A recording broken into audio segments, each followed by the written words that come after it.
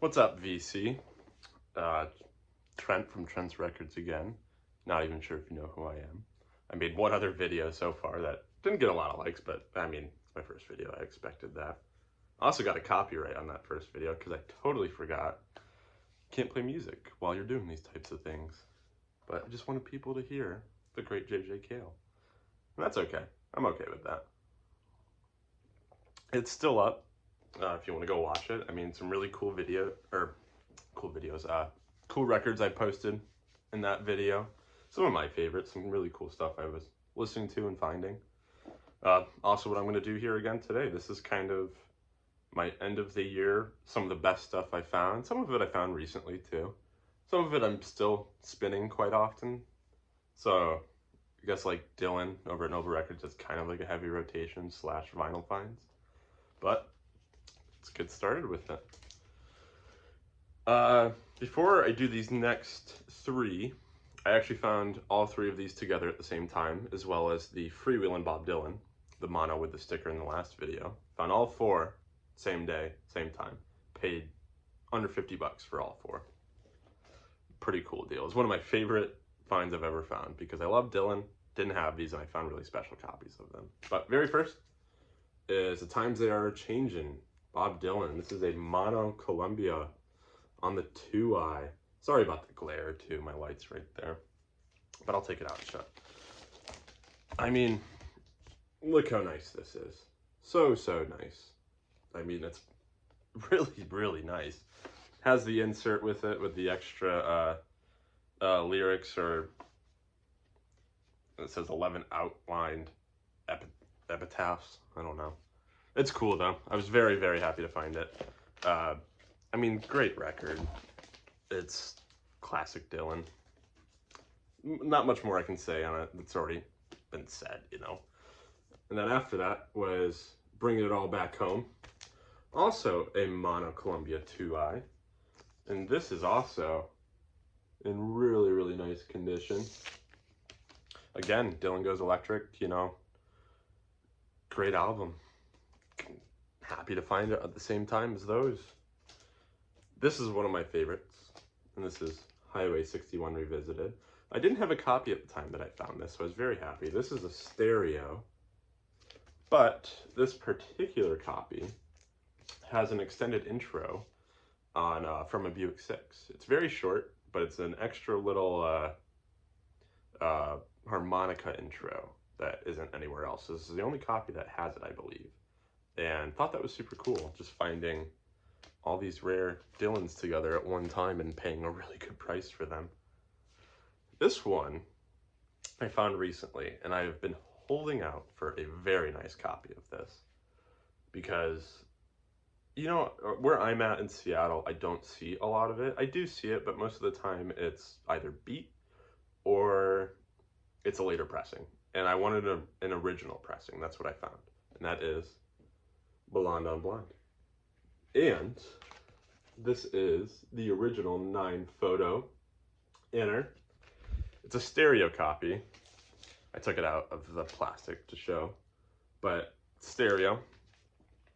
But also just a really nice copy. I was very, very happy to get it. I traded some records for it because, I don't know, I didn't want to pay. I trade a lot around here too. But super stoked to finally get that. Visions of Johanna is one of my favorite Dylan songs, and I listened to it and I was like, this is amazing. So yeah. Also found last one for the Dylans, that is Greatest Hits. It's got that awesome sticker, and I've actually got the poster with it. It's right over here. Maybe I'll show it later, but just, you know, standard stereo copy. But was looking for one with the poster for a very long time. I finally have it, and I paid a pretty, you know, less than I thought I would for one, pretty much. It's really nice, plays great, it's minty. Kind of on this solo guitar extravaganza, and we have Mr. Cooder, who I believe does not get talked about enough because I don't know why, but I love Cooder. I think he's amazing, and this is actually a white label promo on the Reprise with a sticker. Love stickers, can't get enough of them. Great record. Cherry Ball Blues is awesome on here. Some great slide playing, as always, from Rye. If you don't know it, you should check out this album. Check out his other stuff, Paradise and Lunch, and the next one I'm going to show, which is Chicken Skin Music, my favorite Cooder album. Just normal Orange Reprise, but Tex-Mexy, I mean, just, I don't know, really good collaborations on this with like Gabby Painui, who's a Hawaiian slap key guitarist. Got some funky tunes on it, as Rye does, you know. And you know, maybe Rye isn't for everybody. He took me a little bit to get into too, but once I got into him, I went on a kick with him. Bought a bunch of his records, listened, and now I love him. He's one of the greatest guitarists, in my opinion, of all time, and definitely up there on slide. I mean, the man, he plays his Cooder casters, really cool guitars. You should check it out. There's a video on YouTube about him explaining all the alterations he did to the Strat, his first Strat, and then his later Cooder caster. Really fascinating. I mean, the man is awesome. He did it all with one eye. Look that up. But next, going off the last album, we have Pure Gabby. Now, this is Gabby Painui, like I talked about, Hawaiian slap key guitarist. And this is kind of a lost, it's on the Hula Records label. This is kind of a lost session of his. I think it was recorded in like a gymnasium or something, and you can kind of hear that in the recording. But very do-it-yourself. I mean, he introduces every song, and then he starts playing and singing in Hawaiian. It's really relaxing and just a really great record. I mean, his guitar playing is amazing, and I would highly, highly recommend if you don't know Gabby Painui. That record is a little tough to find at times. I got lucky and found a really nice one in Portland, so I'm very stoked on that. These next three I found all together as well. Different day from the Dylans. I found these at an antique mall. And there was one more I found with them, but I actually sold it, and I'll tell you what it is afterwards. But kind of changing gears a little bit, we've got Redheaded Stranger with that sticker on the Columbia 360. Classic Willie. I mean, it's considered a masterpiece for a record, or a reason, not a record. It is. I mean, great storytelling on this record, and it's Willie probably at his finest, but it's not my favorite Willie record. My favorite Willie record is this one. I fucking love this record. It's amazing. It's on that two-tone Atlantic. This was actually in the shrink when I found it, but I took it off because it was warping the jacket, and I wanted the jacket to stay nice. I love this record. His version of A Song for You by Leon Russell on this, him and his guitar, hits me right here every time. I call it like country funk. It's got a little get up and go to it, fat bass on it. I mean, I love that record so much. And then this next one, this is my 4th copy of this record. It's the only one I have right now, because it's the only one I'll ever need again. Hold on. Gotta have that coffee. Again, my 4th copy. This is my forever copy. Finally found it. And that is Honky Tonk Heroes by Mr. Waylon Jennings. Original RCA Dynaflex label in the shrink. Found this is the same day as the others. This was actually, the record was in the jacket without a sleeve, so I was really worried because if you know Dynaflex, if it's beat up at all, sounds like crap. So it's kind of hard to find some good copies on Dynaflex. Got to kind of search a little bit. But yeah, my 4th copy of this, got it home, played perfect. I'm satisfied. I've owned a tan label RCA, another orange label that was beat up, and I've owned a 1980 black label RCA with the barcode on the back. But that is, I'm very happy to have that. Ain't No God in Mexico, Honky Tonk Heroes, when that little lick kicks in and the bass. Whew. Okay. Switching gears now to jazz. I am a big jazz head. I got into jazz this year, actually. And this is the man that did it for me, like I said in the last video. I have a bunch of his records because I love his playing. And that is Mr. Grant Green. And this is Green Street. This is a Liberty pressing on Blue Note. as you can see, Liberty. In the shrink, I actually found this at a record show around here. I think I had like 20 bucks cash left, and I asked the guy, it was more than that, and I was like, do you take card? Because I really needed it. He's like, yeah, I take card. So I paid with my card, because I already spent the rest of my cash, as you do. Great record. I mean, it's a trio. So you've got Grant, Ben Tucker on bass, and Dave Bailey on drums. Dave Bailey is very underrated. Check out some of his other sessions. But just a great chill record. I put it on in the mornings or the night a lot because it's soothing. This one, maybe not as soothing, but the next two are heavy hitters. Very big heavy hitters that I cannot believe that I own. I actually found them a day apart from each other too at the same store. And the first one is Contours by Sam Rivers. Now, if you don't know this record and you like free jazz, or you don't like free jazz, but you kind of want to get into it a little bit, this is the record. It's free, but it's not too free. It's still got cohesion to it. It's not so far out there as, you know, like Pharaoh or Sun Ra or something, but really great playing. The lineup is Freddie Hubbard on trumpet, love Freddie. Sam Rivers on tenor, soprano, and flute. Herbie on piano, Ron Carter on bass, and Joe Chambers on drums. Now, Joe Chambers and Herbie, to me, are the stars of this record, for me personally. Sam plays amazing on it, but I love hearing Herbie and Joe Chambers go back and forth on it. And again, if you want to start getting into free, check it out, stream it, it's all over. Really, really great record. I can't believe I own it. It's an original stereo pressing.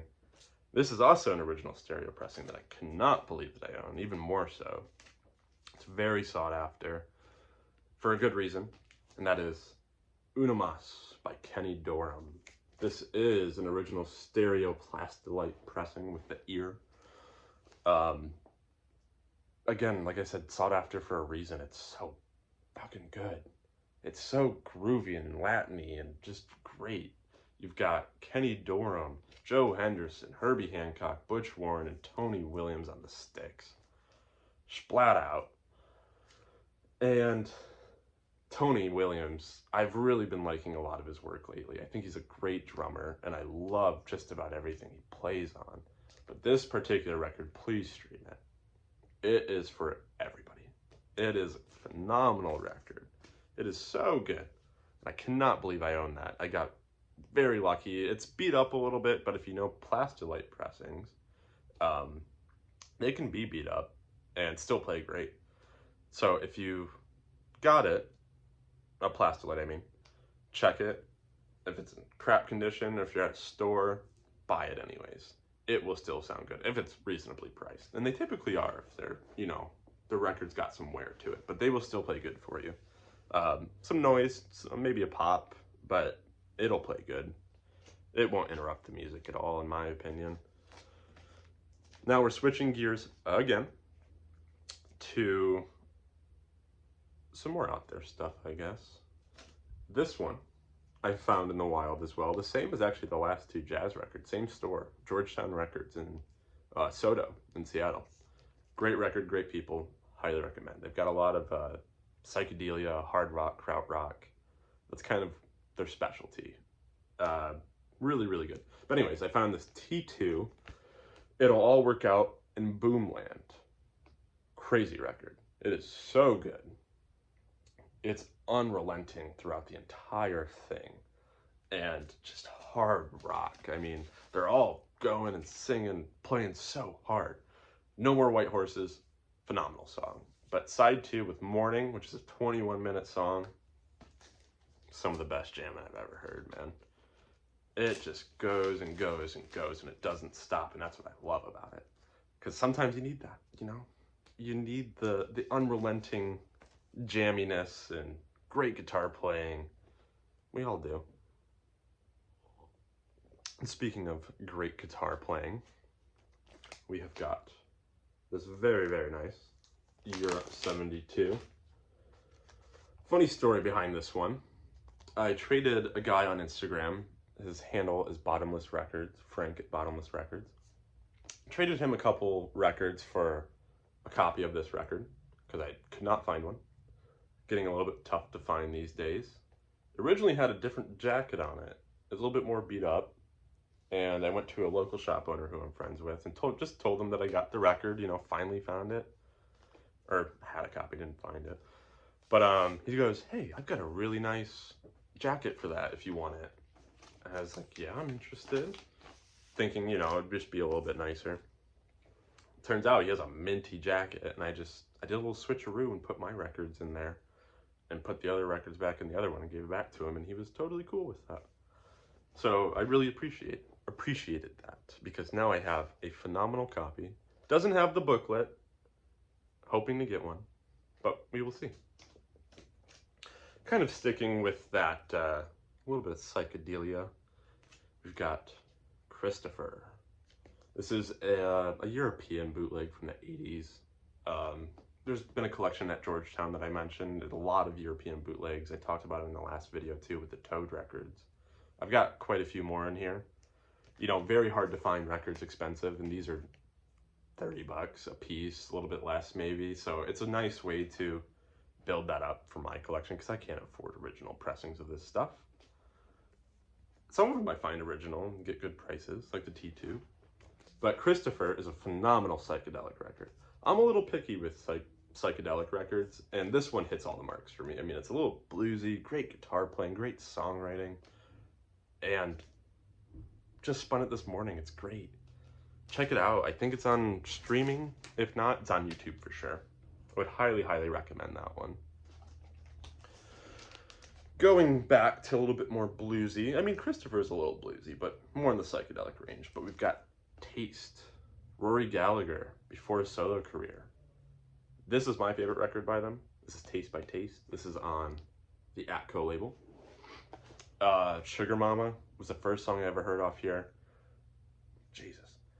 Goes so hard, and his singing is so just like gruff and amazing, and his guitar playing, I mean, we know Rory. Well, if you don't, Rory Gallagher is an Irish guitar player, kind of forgotten about these days a little bit, but if you don't know Rory, check him out.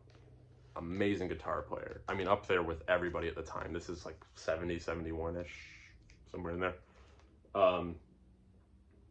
I mean, not much more I can say, really. Just blues fest, all out jamming blues fest on this record. Love it.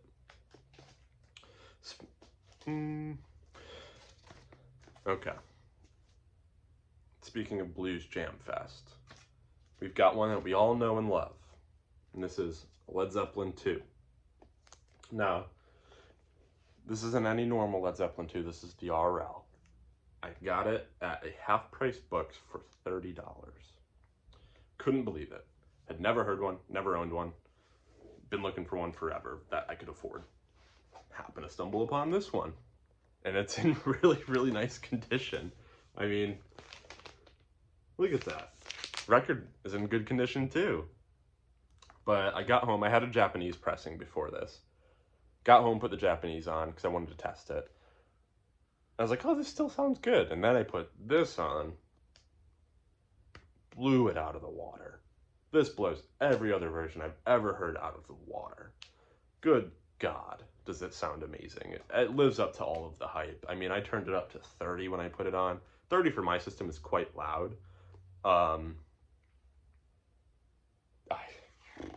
You gotta hear it. You have to. Never heard Zeppelin like this. One of the best sounding records I have in my collection out of any genre.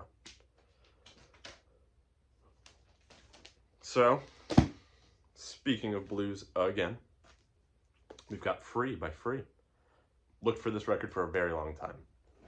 If you don't know Free, they sung All Right Now, classic radio hit, but they're more than that. They are a phenomenal blues band. And this particular record is my favorite.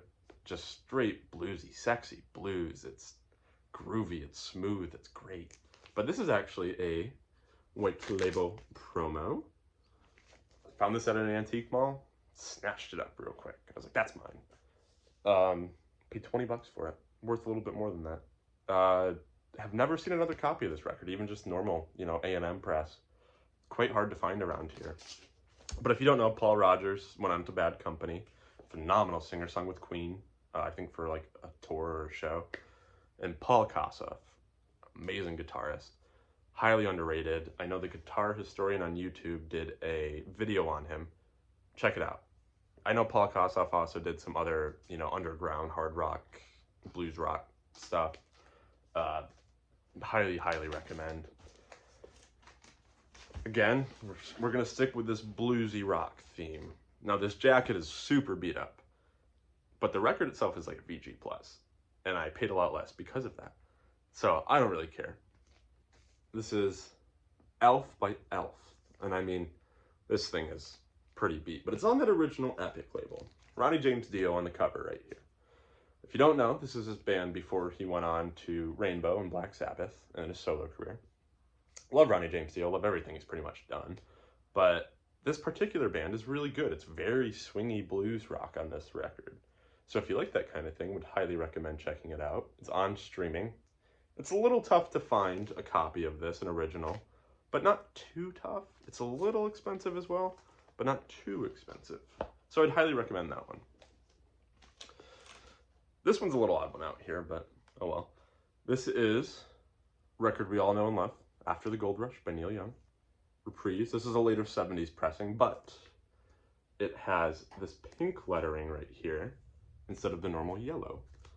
And I know, I did some research on it. It is a manufacturing error. There's not many of these out there. It's quite rare. Not, you know, hundreds of dollars expensive. It might be like a $100 record, but shop owner I'm friends with saved it for me. But actually, he was going to save it for me because he knows I love weird pressings of Crosby, Stills and Nash and Neil Young and everything. And he was going to save it for me, and then I happened to walk in 5 minutes later, and he goes, look at this. And I'm like, give it to me. Great record, though. Only Love Can Break Your Heart has been a song I've been jamming to lately. Not for any reason, just great song. Great songwriting all throughout. Love Neil, one of my all-time favorites. Showed a couple of his in the last video. Okay, last one. I know it's kind of long. I hope you're still here. But we've got another record that we all know and love. And I know there's been some controversy around Eric Clapton lately, but this is Wheels of Fire by Cream. Now, I walked into a shop in Tacoma, and I was like, wow, that's a really clean copy, you know? Like, I just needed a clean copy. Then I noticed it had Polydor down here. I was like, oh, that must be like a European press, maybe a UK. And then I took it out, and I looked at it, and sure enough, it's on Polydor, made in the UK. I was like, cool. I paid like $30 for it. They're worth a little bit more than that. Then I got it home, checked it out, and I realized it's a mono pressing. And I was like, looked it up. Again, not many of the mono pressings. They're out there, but, you know, kind of hard to find in the States. And it's because the UK used mono for 1 year longer than the US did. So that was probably right around the last batches of monos that came out in the UK or something. Correct me if I'm wrong. But great record. I mean, Spoonful, the live version in mono, man, I turn that up on here all the time and it just blows me away. It's so good. But yeah, Eric Clapton, I think it's kind of shitty what he did. That's pretty much all I'll say about that. But anyways, thank you. Hope you're still here. Hope I'll make some more videos and you guys watch them. And I hope everybody has a good holiday season as well. Whatever you celebrate, whatever you do, I hope it's good. I hope you see family. And I hope everyone's healthy as well.